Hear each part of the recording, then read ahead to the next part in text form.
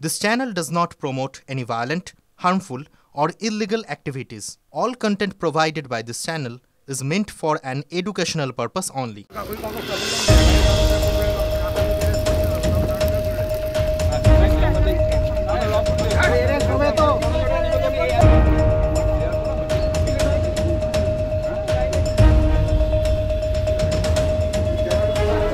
সঞ্জীব গুপ্তা, দুর্জয় দাস, জাবির হোসেন, তাপস সাহা এরা সব মিলে জম্মুর রহমানের যিনি জম্মুর রহমান আমাদের আছেন এখানকার হরিশ্চন্দ্রপুরের, ওর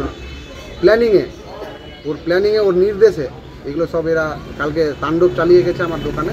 রাজনৈতিকভাবে এরা পেরে উঠতে পারছে না। আমি পুনরায় আবার আইনটিটিউসির সভাপতি হয়েছি, সেটা এদের সহ্য হচ্ছে না। চলতে থাকলে আমাদের এরা দলের তো লোক না, এরা দল বিরোধী, এরা আমাদের দলের নাম খারাপ করার জন্য এরা এগুলো করছে। একদম নিরুপায় হয়ে দাঁড়িয়ে দেখেছে। কেন দেখেছে? এই মানুষের উপরে, তাদের নেতৃত্বের উপরে তৃণমূল কংগ্রেসের নেতা সাহেব বর্তমানে হরিশ্চন্দ্রপুর আইএনটিটিউসি শ্রমিক সংগঠনের সভাপতি, তার উপরে আক্রমণ হচ্ছে। আমাদের দলের যে সন্ত্রাসী কাজ করবে তাকে দৃষ্টান্তমূলক শাস্তি দিতে হবে, সে আমার দলের হোক আর যে হোক।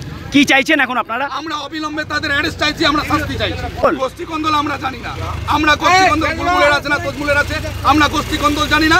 আমাদের নেতাদের উপরে, নেতৃত্বের উপরে আক্রমণ হয়েছে কেন? যারা আক্রমণকারী তাদের অবিলম্বে অ্যারেস্ট করতে হবে। এদেরকে মদত দিচ্ছে মন্ত্রীর ভাই জম্মুর রহমান, সিন্ডিকেট চালাচ্ছে, ত্রাস করছে, মানুষকে ভয় খাওয়াচ্ছে। সামনে ইলেকশন, তাই এরকম করছে। খোঁজ নিচ্ছি,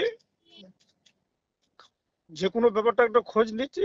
মন্ত্রীর ভাই নিজের ক্ষমতা দেখিয়ে হরিশ্চন্দ্রপুরের আরেক গোষ্ঠীর তৃণমূলের লুটতরাজ করাচ্ছে, আগুন জ্বালিয়ে দিচ্ছে, তারা করছে, বোম নিয়ে গুলি, এবং সবাইকে হরিশ্চন্দ্রপুর ছাড়া করছে শুধুমাত্র তারা থাকতে পারবে বলে। কিছুদিন পরেই এই মন্ত্রী জিতবেও না, মন্ত্রীর ভাইয়ের কোনো ক্ষমাও করা যাবে না। সাধারণ মানুষ নেপালের মতন এদেরকে তাড়া করে মারবে। নদীর জল দিয়ে যখন যাবে তখনও তাদেরকে লাঠি পিটা করতে ছাড়বে না।